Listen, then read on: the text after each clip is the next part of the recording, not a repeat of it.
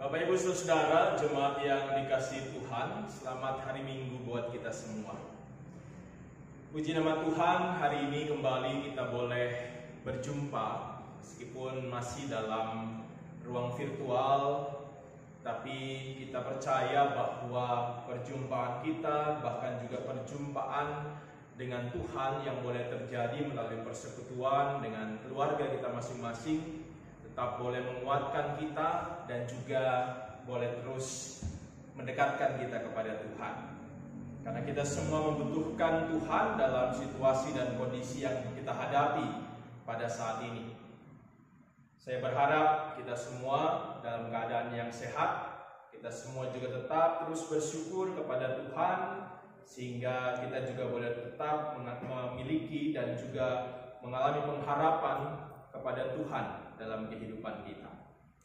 Hari ini Bapak Ibu Saudara, dalam ibadah hari Minggu tanggal 18 Juli 2021 ini, kita akan kembali merenungkan bagian firman Tuhan yang diambil dari Injil Matius pasal 25 ayat 14 sampai ayat 18, sesuai dengan sabda Gunadarma dan juga sabda Bina Umat. Sebelum kita bersama membaca dan merenungkan firman Tuhan ini, mari kita bersatu hati. Kita berdoa untuk memohon bimbingan Roh Kudus. Mari berdoa. Terpujilah Engkau ya Allah, Bapa dalam surga, sumber pengharapan yang senantiasa boleh menguatkan kami. Kami bersyukur dari hari ke hari kehidupan kami terus disertai Tuhan, sehingga kami bisa menghadapi dan juga menjalani hari-hari kami dalam pergumulan dan tantangan hidup yang kami alami. Kami tetap dikuatkan Tuhan, kami tetap juga dimampukan Tuhan, sehingga sampai saat ini kami tetap terus berharap dan berserah kepada Tuhan. Dalam persekutuan kami di hari Minggu ini, kami datang kembali juga kepada Tuhan untuk bersyukur, sekaligus juga kembali memohon kepada Tuhan akan anugerah dan kasih Tuhan melalui firman-Mu yang akan kami baca dan renungkan bersama-sama.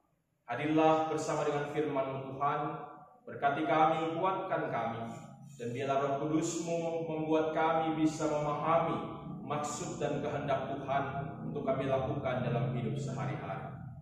Berfirmanlah Tuhan, kami siap mendengarkannya. Amin. Mari Bapak Ibu Saudara, kita membaca bagian firman Tuhan di dalam Injil Matius pasal 25 ayat 14 sampai 18 ini. Firman Tuhan menyatakan, sebab hal kerajaan sorga sama seperti seseorang yang mau bepergian ke luar negeri, yang memanggil hamba-hambanya dan mempercayakan hartanya kepada mereka. Yang seorang diberikannya 5 talenta, yang seorang lagi 2, dan yang seorang lain lagi 1. Masing-masing menurut kesanggupannya, lalu ia berangkat. Segera pergilah hamba yang menerima 5 talenta itu. Ia menjalankan uang itu, lalu beroleh laba 5 talenta. Hamba yang menerima 2 talenta itu pun berbuat demikian juga dan berlaba 2 talenta.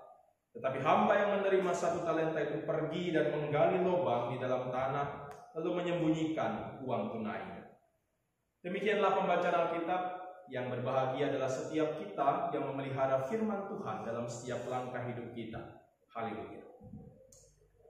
Ibu bapak saudara yang terkasih dalam Tuhan Yesus Kristus, dalam menjalani kehidupan kita sehari-hari, saya percaya bahwa setiap kita mungkin pernah berjumpa dengan seseorang yang mungkin kita anggap kemudian atau mungkin memang bukan hanya sekadar anggapan, tetapi juga dalam kehidupannya memang menjadi seorang yang selalu merasa benar. Mungkin kita berjumpa orang itu dalam pekerjaan kita. Saat kita kerja, kita punya rekan sekerja yang selalu merasa benar. Jadi merasa kalau pekerjaannya selalu benar, yang lain salah. Atau mungkin kita juga berjumpa dengan orang itu dalam kehidupan sehari-hari lewat kehidupan sosial kita. Mungkin sahabat kita, mungkin tetangga kita, atau mungkin orang-orang yang kita jumpai sehari-hari.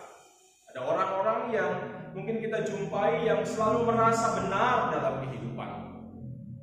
Atau bahkan mungkin juga kita menemukan orang seperti itu dalam kehidupan persekutuan kita. Ya, mungkin saja dalam kehidupan bergereja kita temukan ada orang-orang atau jemaat yang punya sikap seperti itu, merasa benar terus, merasa benar dibandingkan yang lain. Nah, orang-orang seperti itu pernah kita temukan.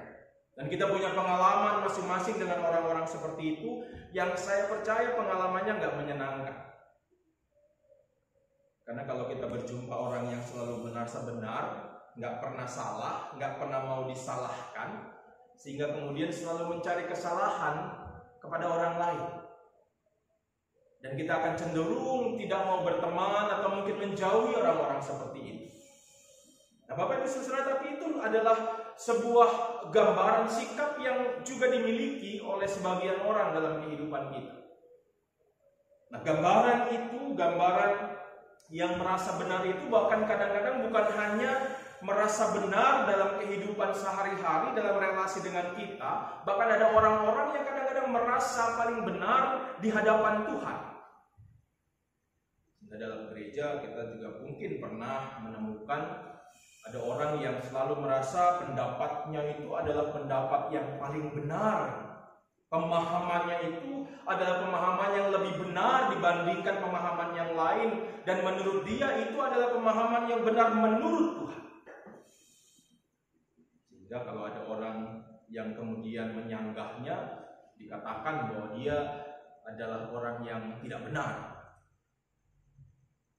Pengalaman-pengalaman yang seperti itu mungkin pernah kita jumpai dalam kehidupan kita. Dan lewat firman Tuhan yang menjadi dasar renungan kita pada hari ini, kita juga belajar bahwa gambaran sikap merasa paling benar itu juga tampak dalam diri salah satu dari 3 hamba yang kemudian dikatakan mendapatkan atau dipercayakan talenta oleh tuannya, yang menjadi cerita di dalam perikop bacaan kita. Jadi saya menemukan begitu ya, ada 1 orang di antara 3 hamba ini yang punya sikap merasa paling benar, merasa lebih benar, atau merasa benar di hadapan Tuhan. Namun sebelum kita kemudian membahas atau berfokus kepada hamba itu, yang saya percaya mungkin masing-masing kita bisa atau sudah menebak siapa itu, gitu ya. Saya mau mengajak kita kembali mengingat apa sebenarnya yang diceritakan lewat perikop bacaan ini. Sebuah kisah yang sebenarnya tidak asing buat kita, sebuah kisah yang mungkin berulang-ulang sudah kita dengarkan, bicara tentang kerajaan sorga dihubungkan dengan talenta yang diberikan oleh Tuhan kepada hamba-hambanya. Jadi kita lihat bersama-sama Bapak Ibu. Ada sebuah kisah yang diceritakan dalam perikop bacaan kita tentang seorang tuan yang mau pergi ke luar negeri. Ya, kalau dia pergi ke luar negeri berarti cukup lama dia pergi. Ya, jangan bayangkan ke luar negeri zaman sekarang begitu ya. Ke luar negeri zaman sekarang saja mungkin sudah cukup lama. Saya ingat dulu waktu ikut perjalanan ke Israel itu naik pesawat dari Indonesia sampai ke Mesir saja mungkin kurang lebih 8 jam harus dilewati. Apalagi kemudian kita bayangkan kondisi waktu itu ada orang yang mau ke luar negeri, itu artinya adalah sebuah perjalanan yang sangat panjang.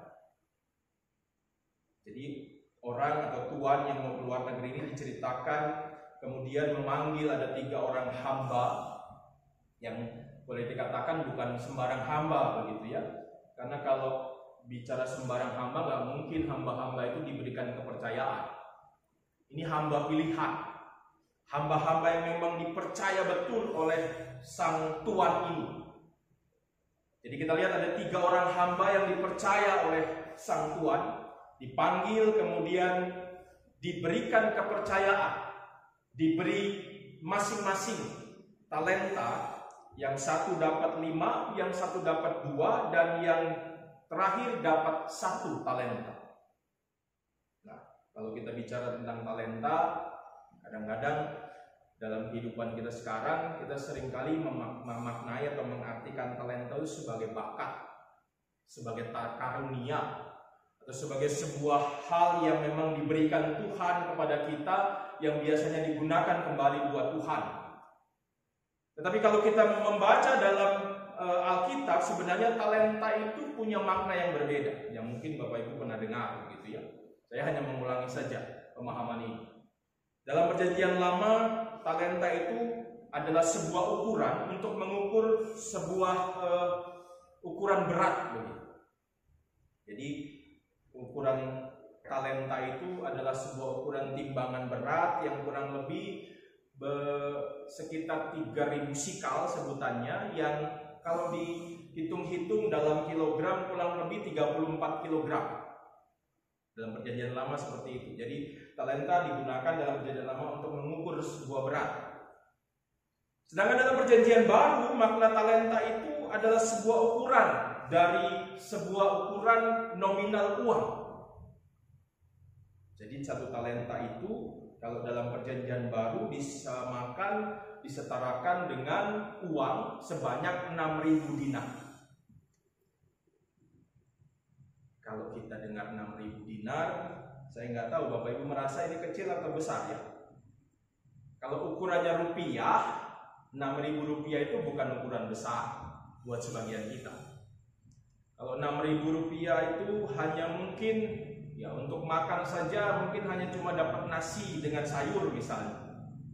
Jadi mungkin bukan ukuran yang berarti. Tetapi sebenarnya kalau kita bicara 6.000 dinar, kita coba lihat, kita hubungkan antara pemahaman ini atau ukuran ini dengan sebuah fakta atau sebuah ukuran yang juga disampaikan firman Tuhan yang mengatakan bahwa upah pekerja satu hari itu adalah 1 dinar.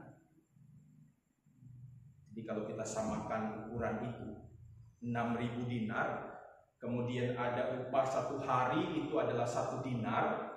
Jadi kira-kira 6.000 dinar itu sama dengan upah 6.000 hari. Kira-kira berapa lama itu ya? Coba kita hitung ya. Ya taruhlah kalau 1 tahun 365 hari dikurangi hari Minggu, hari libur, ya paling 300 misalnya. Kita kerja 300 hari misalnya. 300 hari kalau kemudian dibagi 6.000 dinar dengan 300 hari artinya ketemu angka 20. Yang artinya 6.000 dinar itu sama dengan 20 tahun upah. Yang artinya juga 1 talenta itu berarti 20 tahun upah pekerja.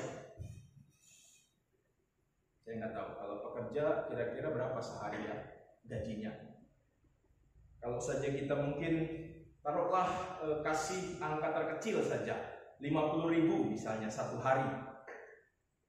50.000 satu hari bekerja, berarti kalau kemudian dikali 6.000 dinar, ya, berarti kan angkanya adalah 300 juta.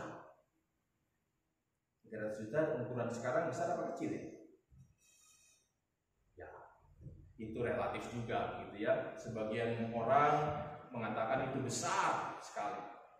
Tapi sebagian orang merasa itu kecil saja. Tapi kalau buat rata-rata pekerja merasa bahwa 300 juta itu bukan hal yang kecil. Mungkin kita bisa membeli rumah dengan 300 juta. Kita bisa membeli mobil dengan 300 juta. Artinya angka yang cukup besar. Jadi kalau kemudian kita pakai ukuran itu untuk kemudian membayangkan apa yang diberikan Tuhan kepada hamba-hambanya, kita bisa punya gambaran. Artinya kalau dengan ukuran perkiraan tadi begitu ya, kurang lebih hamba yang pertama dapat 5 talenta, itu artinya 300 juta kali 5, 1,5 miliar. Kalau yang kemudian hamba yang kedua dapat 2 talenta, itu artinya 300 juta kali 2, berarti 600 juta. Hamba yang terakhir dapat 1 talenta, artinya 300 juta. Jadi artinya bahwa mereka semua ini dapat. Mereka semua mendapatkan kepercayaan dari Sang Tuhan, dan semua itu memang berbeda-beda. Nah, ini kadang-kadang jadi pertanyaan banyak orang. Kenapa sih kok kasihnya beda-beda? Ya alasannya kita lihat dalam ayat ke-15 itu dikatakan di kalimat terakhir, masing-masing menurut kesanggupannya. Jadi dari pernyataan ini kita bisa melihat bahwa sang tuan itu memberikan kepercayaannya menurut kesanggupan mereka. Dengan kata lain juga, sang tuan ini benar-benar mengenal hamba-hambanya. Dia tahu siapa hamba-hambanya. Oh, hamba ini dia sanggup untuk diberikan kepercayaan 5 talenta. Sedangkan hamba yang lain cuma 1 talenta. Ya, tadi saya katakan ini kan karena hambanya bukan sembarang hamba nih. Hamba ini adalah hamba-hamba pilihan, ya adalah hamba-hamba yang memang dekat dengan tuannya dan dikenal baik oleh tuannya sehingga dapat kepercayaan itu. Karena saya katakan tadi, kalau nggak dipercaya, nggak dikenal, ya nggak mungkin dikasih kepercayaan itu. Jadi kita lihat bagaimana Tuhan memberikan masing-masing menurut kesanggupannya sebagai tanda bahwa sang Tuhan itu mengenal hamba-hambanya, dan kemudian juga sebagai tanda bahwa adalah hak dari sang Tuhan untuk memberikan kepercayaan itu. Hambanya itu nggak bisa protes, nggak punya hak protes, karena semua sudah diukur oleh sang Tuhan. Mereka tinggal menerima. Tapi ya kembali, kadang-kadang kalau manusia ya seringkali kalau sudah merasa seperti ini, misalnya kita bekerja dalam sebuah satu rumah bertiga, tiba-tiba teman kita bekerja dapat 1,5 miliar, yang satu dapat 600 juta, yang satu dapat 300 juta. Kira-kira yang 300 juta ini protes enggak? Ya mungkin protes dalam hati tapi ya nggak berani dia ngomong. Namanya hamba kadang-kadang nggak berani, harusnya begitu. Tapi kadang-kadang kalau manusia kemudian ada dalam posisi sebagai hamba-hamba itu, kita ada dalam posisi hamba-hamba itu, misalnya kita ini dipercaya oleh Tuhan, atau mungkin kita kemudian memahami ini sebagai sebuah simbol, sebuah perumpamaan, sebagai kepercayaan diberikan Tuhan kepada kita. Kadang-kadang ada orang yang protes juga sama Tuhan. Sehingga kadang-kadang kita masih sering mendengar ada orang dalam doanya mengatakan, Tuhan, kenapa saya begini? Tetangga saya begitu. Tuhan, kenapa saya begini? Kok jemaat yang lain itu berkatnya lebih baik dari saya? Kenapa hidup saya susah sedangkan orang lain senang terus? Itu kan hal-hal yang seringkali masih kita dengar dalam doa-doa kita. Menunjukkan bahwa seringkali kita tidak memposisikan sebagai hamba-hamba seperti yang digambarkan firman Tuhan ini. Kalau dibilang jadi hamba lelo gitu ya.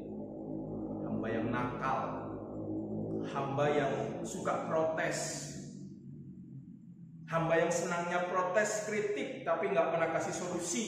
Itu kan kadang-kadang bahasa juga yang sering kita temukan kepada orang-orang yang tadi saya di awal tadi saya katakan, orang-orang yang merasa paling benar tadi. Orang-orang yang merasa paling benar itu kan sering begitu. Seringkali protes, seringkali kritik, tapi nggak pernah kasih solusi. Nah, itu kisah yang digambarkan oleh firman Tuhan ini. Bahwa ada, ini tafsiran yang umum begitu ya. Ada sebuah kepercayaan yang diberikan Tuhan yang menggambarkan kepercayaan Tuhan kepada umatnya, umat-umat yang dipilihnya ini, dan semua itu sebenarnya diatur sesuai dengan kemampuan kita, dan semua itu adalah haknya Tuhan untuk menentukan berapa kepercayaan yang diberikan kepada kita.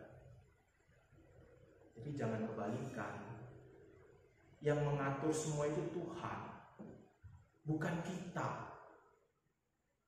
Kadang-kadang kita senang mengatur Tuhan. Kita membalikkan posisi, harusnya kita hamba, kita jadi tuan. Ya, salah satunya kan dalam doa-doa kita, kadang-kadang kita mau paksa Tuhan. Kita mau minta itu Tuhan, mengatur Tuhan, mengikuti kemauan kita. Itu kan sama saja kita memposisikan diri sebagai tuan dan Tuhan sebagai hamba kita yang bisa kita atur. Padahal hari ini firman Tuhan mengingatkan kita juga bahwa yang mengatur hidup kita bukan kita sendiri, tetapi Tuhan, dan kita tidak bisa mengatur Tuhan. Itu pesan yang biasanya kita dapatkan dari perikop bacaan ini.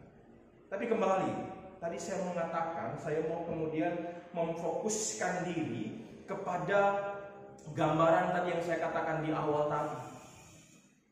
Gambaran dari seorang hamba yang merasa paling benar. Saya yakin Bapak Ibu sudah tahu ya, saudara sudah tahu hamba yang nomor berapa kira-kira yang merasa paling benar. Ya, hamba yang ketiga. Kenapa saya kemudian menyimpulkan seperti itu? Kita lihat apa yang dia lakukan. Waktu dia terima 1 talenta, berbeda dari 2 teman yang lain, yang dilakukannya adalah dia gali lubang, dia simpan uangnya, dia sembunyikan sampai tuannya datang. Ya, kadang-kadang sih, saya sering kali juga mengatakan, kadang-kadang berbeda itu boleh, begitu ya. Tapi tidak semua berbeda itu kemudian benar. Ya, seperti ini juga. Dia berbeda dengan teman-teman yang lain, dengan 2 temannya yang lain. Kalau teman-temannya 2 itu malah kemudian mengusahakan bekerja meskipun tidak disebutkan, ya, tapi mereka upayakan sehingga kemudian apa yang mereka terima jadi berlipat ganda, begitu ya. Dari 5 jadi 10, dari 2 jadi 4. Tapi yang punya 1 itu cuma simpan. Dia nggak kembangkan itu, dia simpan untuk dirinya sendiri, dia berpikir bahwa itu adalah yang benar. Dia berpikir bahwa kalau saya mengapa-ngapain ini talenta atau uang ini, malah saya nanti dimarahin. Dia berpikir dengan cara berpikirnya sendiri. Dia berpikir dengan pola pikirnya sendiri, sehingga dia merasa pola pikirnya itu adalah pola pikir dari tuannya. Nah, inilah yang kemudian membuat saya menyimpulkan bahwa orang ini adalah orang yang merasa benar. Orang yang tadi saya katakan kadang-kadang kita temui dalam kehidupan kita dimanapun, termasuk di dalam gereja. Orang-orang yang merasa benar, mau mengatur gereja, semua yang dilakukan gereja harus sesuai dengan kemauannya. Kalau enggak diikuti, ngambek enggak mau ke gereja. Kalau enggak diikuti, ngambek enggak mau lagi kasih persembahan sama gereja. Itu orang yang paling benar. Dia enggak mau salah. Dia merasa bahwa semua kesalahan itu orang lain punya. Saya paling merasa benar terus. Padahal orang-orang seperti itu kadang-kadang malah menutupi kesalahannya. Tetapi kita tahu yang namanya kesalahan itu seperti ungkapan, namanya bangkai itu nggak akan kemudian lama-lama juga ya tercium. Namanya keburukan lama-lama juga tercium, nggak akan bertahan selamanya. Orang akan tahu yang akhirnya yang benar seperti apa. Nah, hamba yang ketiga ini seperti itu. Saya berpikir dia ini adalah orang yang ya mungkin merasa bahwa ini pendapat yang benar, dan dia nggak mau mengikuti yang lain. Dia merasa saya harus berbeda dari yang lain.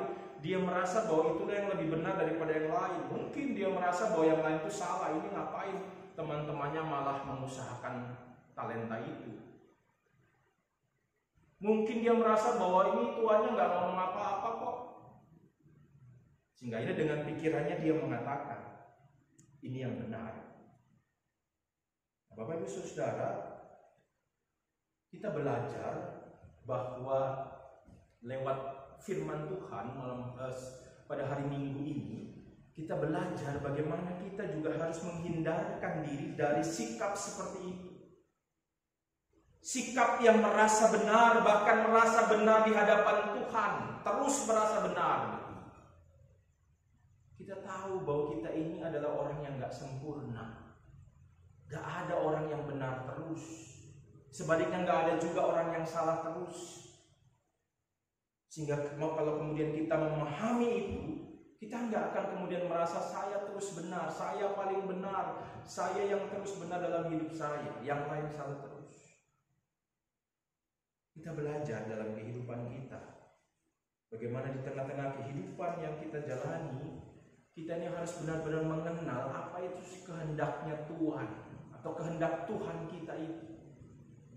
Jangan seperti hamba itu. Kita lihat di ayat ke-24-30 yang terjadi apa?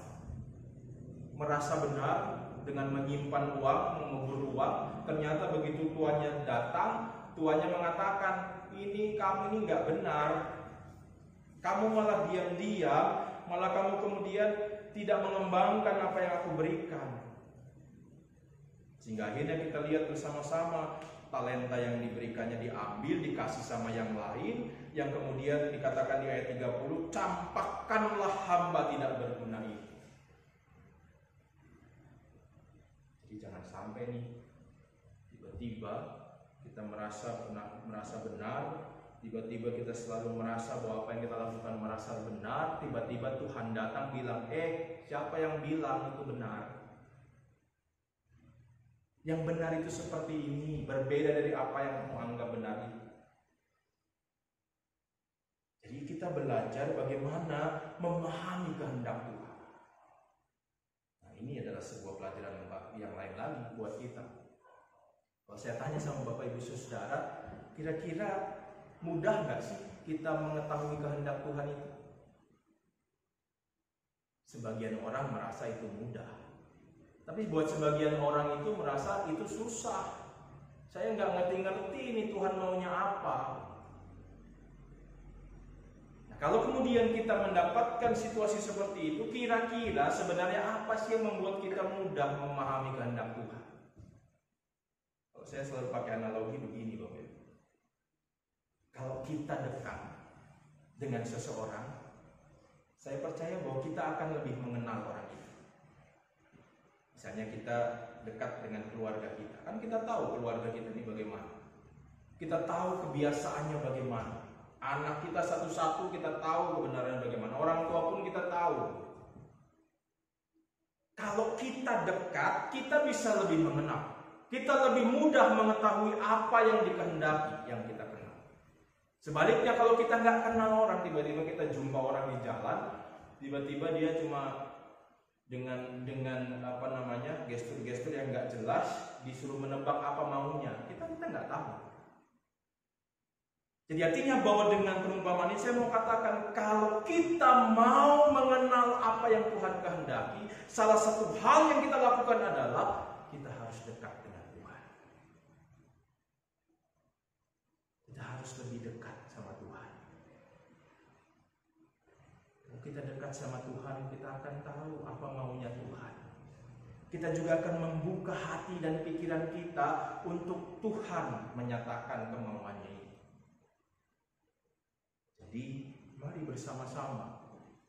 Jangan kita merasa paling benar, paling mengetahui kehendak Tuhan, tapi akhirnya kita malah salah. Tapi sebaliknya, mari kita belajar untuk terus mengenal Tuhan lebih dekat, mengetahui Tuhan lebih dekat, sehingga kita bisa tahu apa yang Tuhan kehendaki dalam kehidupan kita.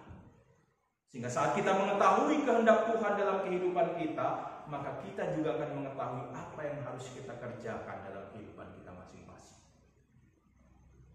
Mari Bapak Ibu Saudara, dekatkan diri kita kepada Tuhan, sehingga kita bisa tahu apa kehendak Tuhan bagi hidup kita masing-masing. Tuhan memberkati. Amin. Mari kita berdoa. Tuhan Yesus, ampuni kami kalau seringkali kami merasa benar dan terus selalu benar di hadapan orang lain ataupun juga di hadapan Tuhan. Kami seringkali merendahkan orang lain karena kami merasa lebih benar dibandingkan yang lain. Kami seringkali mengejek orang lain karena kami merasa kami lebih pintar daripada orang lain. Ampuni kami ya Tuhan kalau kami merasa dan melakukan hal itu dalam hidup kami. Hari ini kami belajar melalui firman-Mu bagaimana kami juga harus terus-menerus menjalani hidup kami dengan tidak terus merasa paling benar dibandingkan yang lain, apalagi di hadapan Tuhan. Kami juga belajar untuk memahami kehendak Tuhan adalah selalu mau dekat kepada Tuhan. Tolong kami Tuhan, agar kami juga selalu dekat kepada-Mu, dekat dalam doa kami, dekat dalam seluruh langkah hidup kami, sehingga kami tahu apa yang Tuhan kehendaki bagi kami masing-masing, dan akhirnya membuat kami mengetahui apa yang harus kami kerjakan dalam hidup kami masing-masing. Tolong kami ya Tuhan untuk hidup sesuai dengan kehendak-Mu. Tolong kami memahami kehendak Tuhan lewat firman-Mu saat ini, sehingga kami bisa menjalani dalam hidup kami sehari-hari. Tuhan, kami serahkan juga kembali hidup kami kepada-Mu. Kami serahkan masing-masing kami pribadi maupun keluarga. Kami mohon Tuhan selalu hadir, karena kami juga selalu membutuhkan Tuhan dalam hidup ini. Kami lemah ya Tuhan, kami penuh dengan keterbatasan. Kami butuh Tuhan untuk menopang, memampukan kami. Terkhusus saat kami harus menghadapi situasi dan kondisi pandemi yang semakin menakutkan kami, semakin membuat kami khawatir.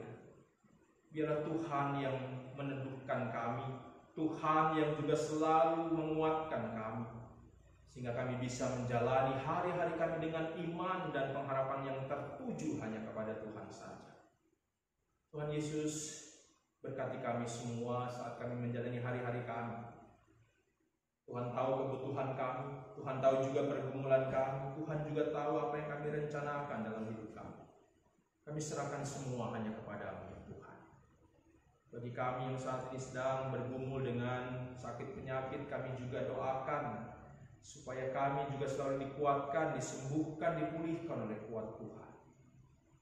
Bagi kami yang saat ini juga mungkin dalam pergumulan, tantangan hidup, kehidupan ekonomi, sosial, keluarga, Tuhan juga mampukan kami menghadapi. Biarlah Tuhan memberikan jalan keluar yang terbaik bagi kami semua. Kami juga doakan buat persekutuan kami sebagai gereja Tuhan yang Tuhan tempatkan. Khususnya kami berdoa buat GPIB dalam persiapan untuk persidangan Sinode ke-21. Kami doakan juga Mupel Jawa Timur. Kami doakan khususnya jemaat kami GPIB Hidup Kamang, bahkan juga bersama-sama dengan gereja-gereja Tuhan yang ada di wilayah Indonesia dan juga Jawa Timur ini. Biarlah kami bisa bersatu hati bersama-sama sesuai dengan doa yang Tuhan inginkan, agar kami menjadi satu. Biarlah kami bisa bersama-sama bergandeng tangan menyatakan kuasa dan kasih Tuhan, kemuliaan Tuhan dalam keberadaan, kesaksian dan pelayanan kami. Tuhan berkati semua pelayan-pelayan Tuhan. Tuhan berkati semua orang yang memberikan diri untuk melayani Tuhan di tengah-tengah persekutuan, baik sebagai majelis jemaat, sebagai pengurus pelayanan misioner, sebagai karyawan, sebagai apapun kami. Tuhan berkati terus, sehingga kami terus bisa memberikan yang terbaik kepada Tuhan. Kami juga berdoa saat ini bagi keberadaan kami sebagai gereja-Mu ya Tuhan. Biarlah kami terus dipakai Tuhan jadi saluran berkat, sehingga keberadaan kami juga boleh menjadi sukacita dan berkat bagi banyak orang di sekeliling kami. Tuhan berkati juga bangsa dan negara kami. Situasi dan kondisi yang harus kami hadapi tidak mudah ya Tuhan. Karena itu kami percayakan bangsa ini kepada Tuhan. Kami percayakan pemerintah kami dari pusat, daerah, provinsi sampai juga tingkat-tingkat RT dan RW. Tuhan berkati semua. Kami doakan ya Tuhan keberadaan bangsa ini, pemulihan bangsa ini. Kami selalu serahkan hanya pada-Mu ya Tuhan. Tolong kami ya Tuhan sebagai umat-Mu, sebagai manusia di dunia ini, agar kami bisa terbebas dari pandemi ini, agar kami juga tidak lagi hidup dalam ketakutan dan kekhawatiran. Biarlah Tuhan yang menyatakan kuasa dan berkat. Berkati juga semua orang yang saat ini berjuang bersama-sama, baik itu TNI Polri, baik itu tenaga medis, dokter, perawat, baik itu juga lembaga-lembaga sosial yang juga bergerak. Tuhan berkati selalu. Dan biarlah kami juga sebagai gereja dipakai Tuhan untuk juga menjadi saluran berkat. Kami mohon kepada-Mu Tuhan, berkatilah bangsa ini. Kami juga saat ini berdoa bagi saudara-saudara kami umat Muslim yang menyambut Hari Idul Adha sebagai hari raya mereka. Dalam kondisi dan situasi seperti ini, biarlah Tuhan juga terus memberkati mereka, dan biarlah mereka juga tetap merasakan kehadiran Tuhan. Mereka bisa merasakan sukacita dari Tuhan. Inilah kami Tuhan, dalam doa-doa kami. Kami juga menyerahkan setiap seruan dan doa kami masing-masing atas keberadaan hidup kami. Kami percayakan semua hanya kepadamu ya Tuhan. Engkaulah Tuhan dan Juru Selamat kami. Engkaulah pemilik hidup kami. Kami serahkan doa kami hanya kepadamu ya Tuhan. Sempurnakan doa kami dengan doa yang Tuhan sudah ajarkan bagi kami. Bapa kami yang di surga, dikuduskanlah namamu. Datanglah kerajaan-Mu, jadilah kehendak-Mu di bumi seperti di surga. Berikanlah kami pada hari ini makanan kami yang secukupnya, dan ampunilah kami akan kesalahan kami, seperti kami sudah mengampuni yang bersalah kepada kami. Dan jangan bawa kami dalam pencobaan, tapi lepaskan kami daripada yang jahat. Karena Engkaulah yang mempunyai kerajaan, dan kuasa dan kemuliaan sampai selama-lamanya. Amin. Demikian renungan ibadah Minggu hari ini. Tuhan memberkati kita semua. Tetap sehat, tetap bersyukur, tetap jalankan protokol kesehatan. Biarlah kita bisa menjaga diri kita, menjaga keluarga kita, menjaga lingkungan kita, agar kondisi dan situasi segera dipulihkan oleh Tuhan. Tuhan memberkati Bapak Ibu sekalian.